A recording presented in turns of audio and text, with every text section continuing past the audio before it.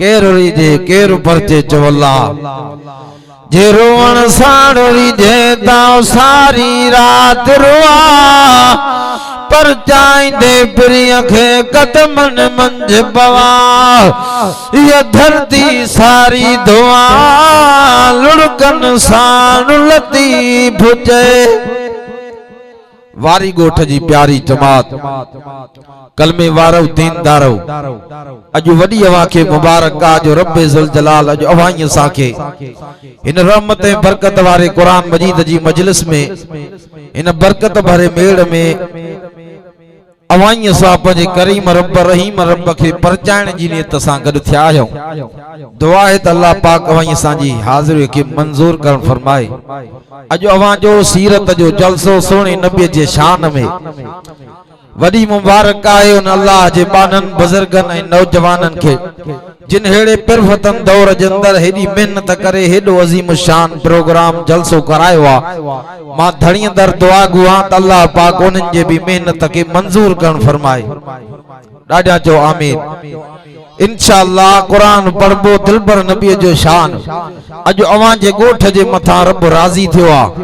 जो अज खुदा जे करम जा ककर वसदा बरकत जा बादल वसदा सब चो सुभान अल्लाह। जिते कुरान आ उते खुदा जी रहमत आ। मौजू घणा आन मां बिचा झट घड़ी अवां के सीरत ते झलक जा कुछ फिक्र आखिरत जा रहा आखिरत जो फिक्र जा रहा कब्र जो फिक्र जा रहा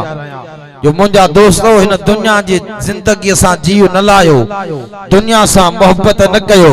ई कच्चा घर पक्का घर आखिर एक न एक दिन रहंदा इंसान आयो आ वक्फे वाली हयाती मिली आ मिनट जे लोडे जो जहान आचो त पंजे अल्लाह के परचायो रात दी थी गिफलत में गुजरे रात दी रब जे नाफरमानी में थी गुजरे अल्लाह करीम जे दर ता सजदो थे अल्लाह करीम जे दर ते अचण लाए तैयार न आयो कुरान के बुधण जे लाए तैयार न आयो रात दी नाफरमानी में गुजरिया रात जो इंसान बिस्तरे ते आयो ओडा मलकल मौत इंदो हैबतनाक सूरत करे इंदो ओ बेनमाजी अल्लाह जे दर ते न इंदो है डाडो हैबतनाक सूरत करे इंदो ओ मानू बिस्तरे ते रड़ियो जाहू कंदो ॾाढी दुखी घड़ी इंदी उठे सजी माज़ी याद इंदी हाणे साव निर्घट ते आयो